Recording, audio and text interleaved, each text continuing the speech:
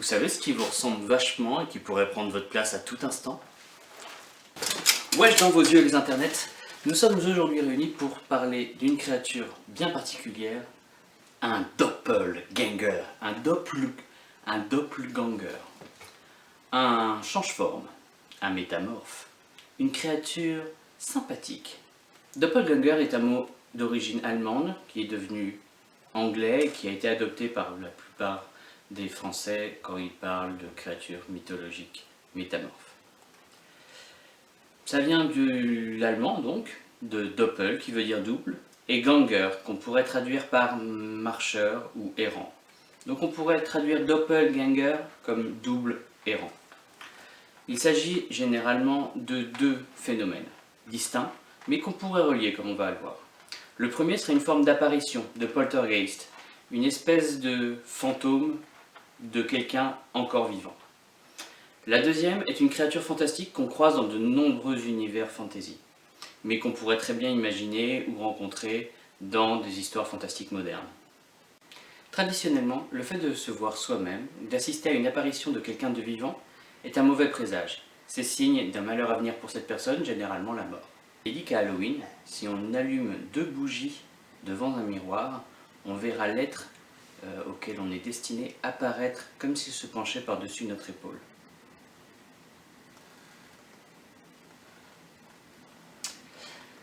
Mais si la personne est assez courageuse, elle pourrait même se rendre dans un cimetière, en faire le tour 12 fois, pour pouvoir converser avec son âme sœur, ou en tout cas son double.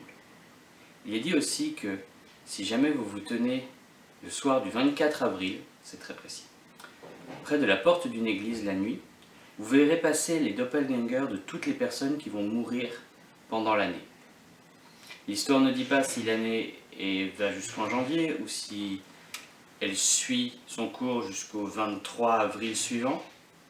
Toujours est-il que vous verrez une série de fantômes de personnes encore vivantes se promener dans une espèce de procession morbide. Dans la mythologie nordique, le Vardøger est une espèce de fantôme qui nous précède lors d'une action. Par exemple au combat, un viking pourrait voir un double de lui-même enchaîner les actions juste avant qu'il les fasse, de manière à ce que lui-même puisse réussir sa quête. À ce moment-là, et presque uniquement à ce moment-là, le doppelganger est un phénomène positif. Par contre, dans le folklore européen général, c'est plutôt funeste. Dans la tradition bretonne, un doppelganger peut être un moyen pour l'ankou, la faucheuse, la mort, de s'approcher aussi près que possible de ses victimes afin de... Ce qui est bien, c'est que les traditions bretonnes sont aussi très proches des idées de Cornouailles, de Pays de Galles et du sud de l'Angleterre. Donc les croyances sont similaires là-bas aussi. Au cours de l'histoire, il y a plusieurs témoignages qui parlent de doppelganger. Catherine II de Russie, la reine d'Angleterre Élisabeth Ier, Maupassant, Percy Shelley. Tous auraient vu, sous une forme ou une autre, leur propre double.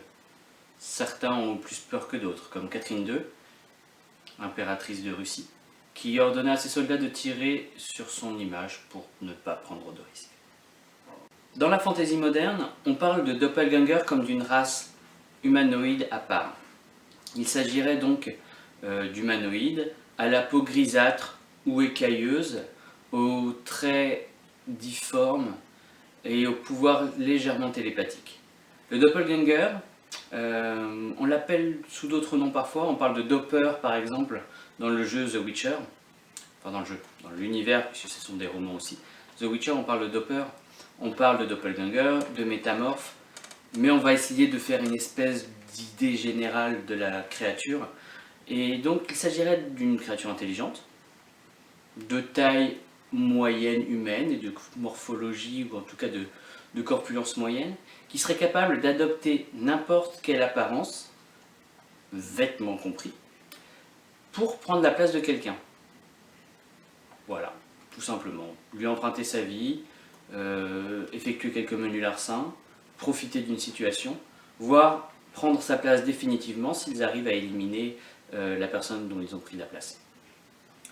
Ce n'est pas incompatible avec le folklore des poltergeists de doppelganger, dans la mesure où si on voit une créature qui a pris notre place, il y a des chances qu'elle tente de nous buter. Qu'il s'agisse de l'apparition ou du doppelganger, il n'y a pas de tradition particulière pour l'éliminer comme les vampires ou les loups-garous. On tue un doppelganger créature comme on tuerait n'importe quel humain, avec une bonne vieille épée, une arbalète, un couteau ou de nos jours un flingue.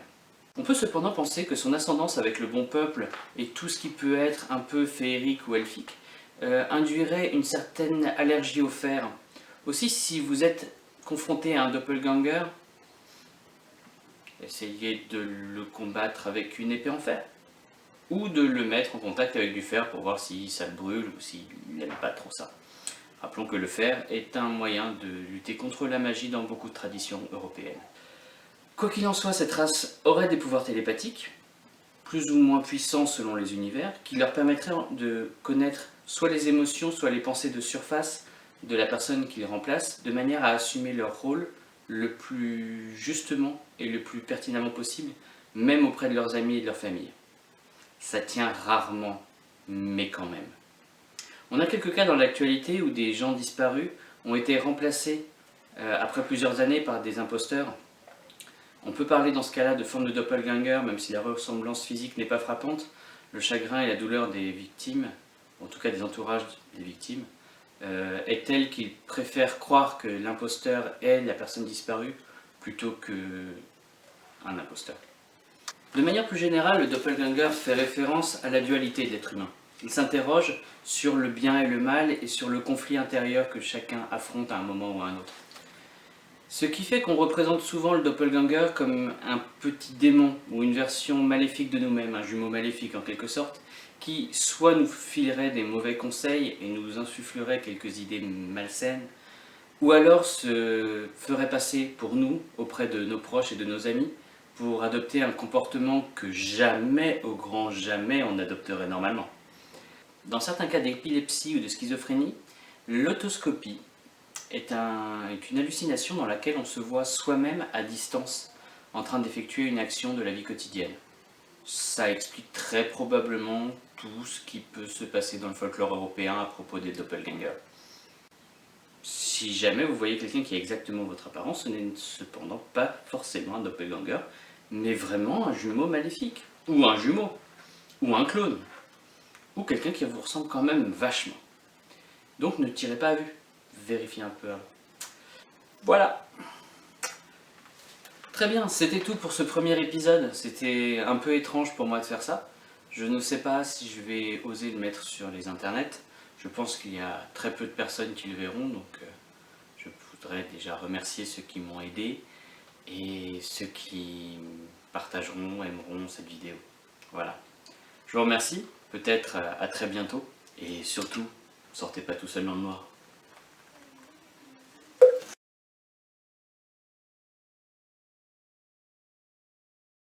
Vous savez qu'en fait Mystique, dans les X-Men, c'est juste un doppelganger.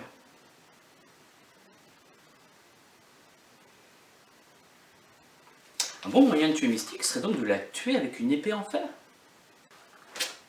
Toutes les blagues ont déjà été faites dans les reflets d'acide. Quelle est la différence entre une fée et un doppelganger? Une énorme paire de